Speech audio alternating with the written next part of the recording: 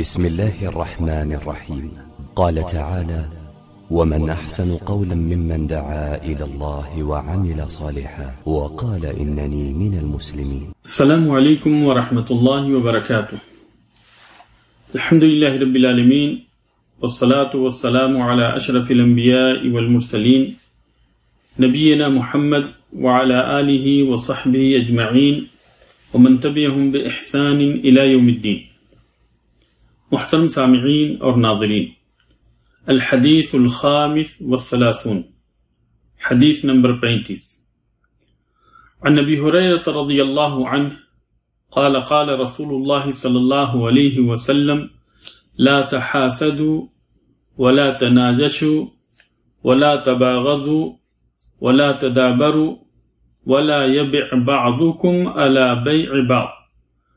وَكُونُوا عِبَادَ اللَّهِ إِخْوَانًا.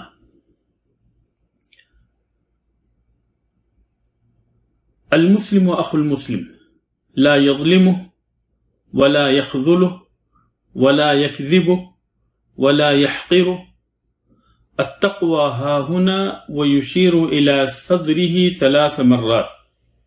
بحسب امرئ من الشر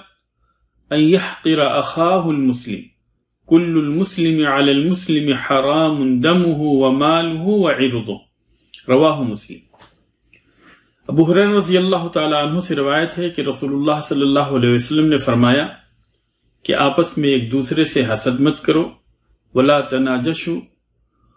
اور نہیں دھوکے میں ڈالنے کے لیے بولی بڑھاؤ، ولا تباغضوا، اور نہیں آپس میں ایک دوسرے سے بغض رکھو، کینہ اور کپٹ رکھو، ولا تدابروا، اور نہیں ایک دوسرے سے منہ پھیرو، ولا یبع بعضکم علی بیع بعض، اور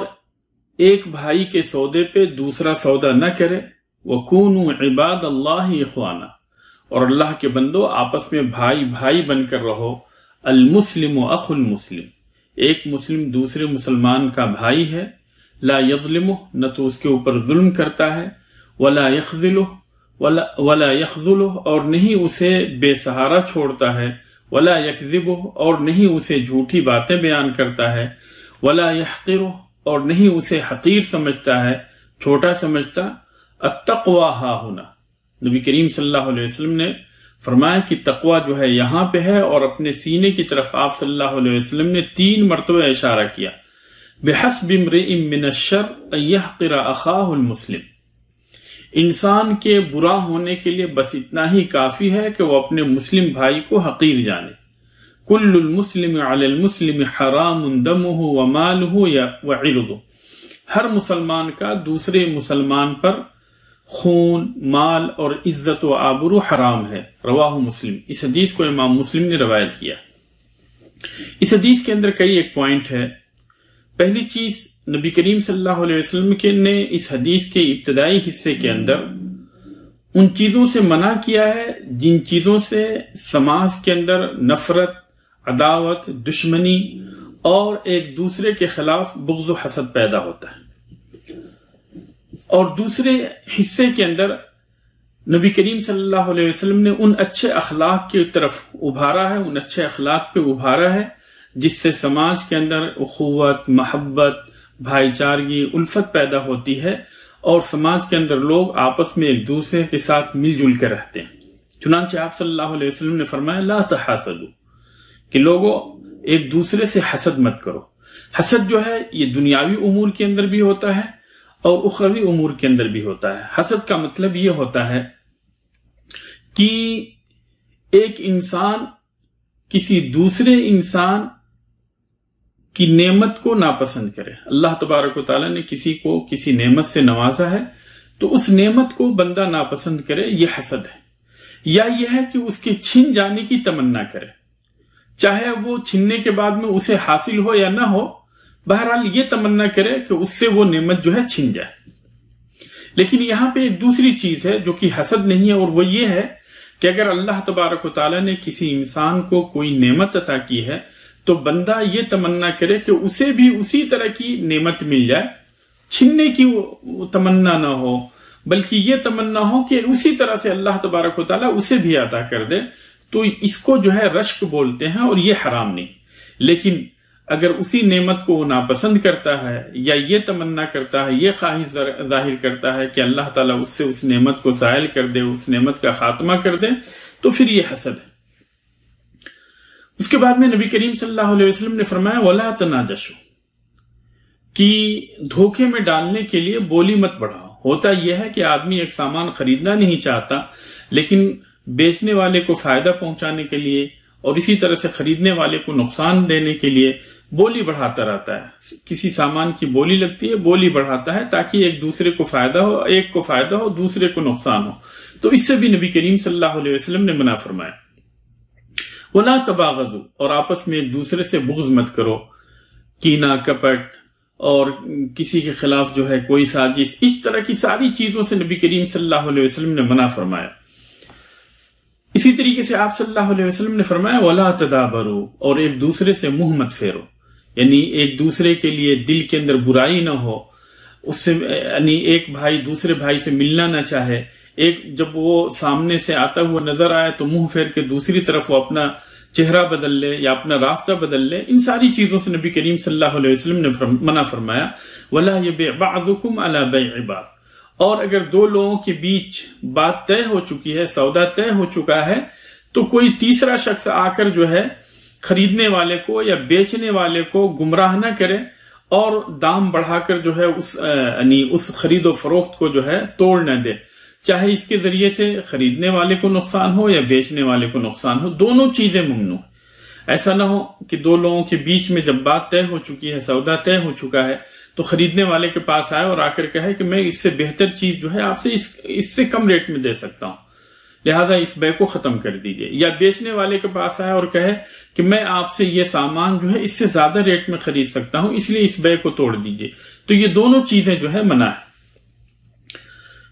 تو یہاں تک نبی کریم صلی اللہ علیہ وسلم نے جو چیزیں حرام ہیں ان چیزوں کی آپ صلی اللہ علیہ وسلم نے وضاحت فرمائی۔ پھر اس کے بعد میں ایک دوسرے حصے کی طرف نبی کریم صلی اللہ علیہ وسلم نے لوگوں کی توجہ کو موڑا کہ وہ چیز کیا ہے کہ آپس میں سماج کے اندر، معاشرے کے اندر بھائی بھائی بن کر رہے ہیں۔ وَكُونُوا عِبَادَ اللَّهِ إِخْوَانًا، کہ اللہ کے بندو آپس میں بھائی بھائی بن کر رہو۔ المسلم اخو المسلم، ایک مسلمان دوسرے مسلمان کا بھائی ہے، نہ تو اس کے اوپر ظلم کرتا ہے، نہ ہی اسے جھوٹی باتیں بیان کرتا ہے، نہ ہی اسے بے سہارا چھوڑتا ہے، اور نہ ہی اسے حقیر سمجھتا ہے، نیچا سمجھتا ہے۔ التقوی ہاں ہونا، تقوی جو ہے یہاں پہ ہے، اور آپ صلی اللہ علیہ وسلم نے سینے کی طرف 3 مرتبہ اشارہ کیا۔ بحسب امرئ من الشر، انسان کے برا ہونے کے لیے یہ کافی ہے کہ وہ اپنے بھائی کو حقیر سمجھے، نیچ سمجھے۔ یہاں پہ نبی کریم صلی اللہ علیہ وسلم نے اچھی چیزوں کی رہنمائی کی، اور کسی کو حقیر سمجھنے کے بارے میں آپ صلی اللہ علیہ وسلم نے فرمایا کہ یہ چیز جو ہے ممنوع ہے، آپ کسی کو نیچا نہیں سمجھ سکتے۔ اور پھر اس کی برائی کو آپ صلی اللہ علیہ وسلم نے بیان کرتے ہوئے کہا کہ یہ انسان کے برا ہونے کے لیے کافی ہے کہ کسی اپنے بھائی کو حقیر سمجھے۔ اور ان دونوں کے بیچ میں نبی کریم صلی اللہ علیہ وسلم نے تقوی کا تذکرہ کیا۔ اس کے اندر اس چیز کا اشارہ ہے، بلکہ اس کے اندر قوی دلیل ہے کہ جس کو انسان حقیر سمجھ رہا ہے، چھوٹا سمجھ رہا ہے، وہ تقوی کی بنیاد پہ وہ اس سے بہتر ہو۔ جو چیز اس کے اندر چھپی ہوئی ہے، اس کے دل کے اندر جو چیز چھپی ہوئی ہے، اس تقوی کی بنیاد پہ اس سے بہتر ہو سکتا ہے، حالانکہ وہ انسان اس کو حقیر سمجھ رہا ہے، نیچا سمجھ رہا ہے۔ تو کسی کو حقیر نہیں سمجھنا چاہیے۔ یہاں پہ ایک بات اور ہے کہ بعض لوگ جو ہے کسی طرح کی برائی کرتے ہیں، ظاہری طور پہ جو ہے برائی کا ارتکاب کرتے ہیں، جب ان کو اس برائی سے منع کیا جاتا ہے تو کہتے ہیں کہ تقوی تو دل کے اندر تقوی ہے، لیکن ان کا یہ جواب جو ہے سراسر غلط ہے۔ اگر دل کے اندر تقوی ہے تو اس تقوی کا اظہار بھی جو ہے انسان کے ذریعے سے ہونا چاہیے، اس کے لباس کے ذریعے سے، اس کی حیت کے ذریعے سے، اس کے چہرے کے ذریعے سے، ان ساری چیزوں کے ذریعے سے اور اس کے اخلاق کے ذریعے سے اس تقوی کا اظہار ہونا چاہیے۔ لہذا یعنی اگر کسی برائی کے اوپر کسی کو ٹوکا جائے، ظاہری برائی کے اوپر ٹوکا جائے، اور ان کی طرف سے یہ جواب ملے تو کہ تقوی تو دل کے اندر ہے، یہ جواب جو ہے سراسر غلط ہے۔ اگر تقوی کا اظہار جو ہے انسان اپنے اخلاق کے ذریعے سے نہیں کرتا ہے یا اس کا اظہار نہیں ہوتا ہے، تو پھر ایسی صورت میں تقوی کا دعویٰ کرنا یہ باطل ہے۔ نبی کریم صلی اللہ علیہ وسلم نے فرمایا الا ان فی الجسد مضغہ، خبردار جسم کے اندر گوشت کا ایک ٹکڑا ہے، اذا صلحت صلح الجسد کلہ، اگر وہ ٹکڑا صحیح ہو جائے تو سارا کا سارا جسم صحیح ہو جاتا ہے، واذا فسدت فسد الجسد کلہ، اور اگر وہ فاسد ہو جائے، بیکار ہو جائے تو سارا کا سارا جسم جو ہے بیکار ہو جاتا ہے، الا وہی القلب، اور یہ جو ہے دل ہے۔ اور دوسری جگہ نبی کریم صلی اللہ علیہ وسلم نے فرمایا کہ ان اللہ لا ينظر الى صورکم واموالکم، اللہ تبارک و تعالیٰ تمہارے چہرے اور تمہارے مال کی طرف نہیں دیکھتا ہے، ولیکن ينظر الى قلوبکم واعمالکم، لیکن اللہ تبارک و تعالیٰ تمہارے دل اور تمہارے اعمال کی طرف دیکھتا ہے۔ تو اگر دل کے اندر تقوی ہے تو اس تقوی کا اظہار بھی جو ہے اخلاق کے ذریعے سے، عمل کے ذریعے سے ہونا چاہیے، اور اگر یوں ہی باطل دعویٰ ہے تو اس دعوے کا کوئی فائدہ نہیں۔ اس حدیث کے اندر نبی کریم صلی اللہ علیہ وسلم نے مزید یہ رہنمائی فرمائی کہ انسان کا خون، اس کی عزت، اس کا مال جو ہے یہ ایک دوسرے کے اوپر حرام ہے، بلکہ نبی کریم صلی اللہ علیہ وسلم نے حجۃ الوداع کے موقع پہ، اس حج کے موقع پہ، یوم النحر کے دن، قربانی کے دن، آپ صلی اللہ علیہ وسلم نے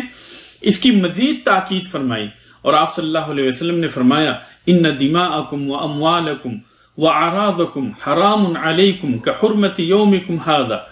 فِي شَهْرِكُمْ هَذَا فِي بَلَدِكُمْ هَذَا، کہ جس طریقے سے اس دن کی حرمت ہے، یعنی قربانی والے دن کی حرمت ہے، اور یہ سارے دنوں میں سب سے عظیم ترین دن ہے،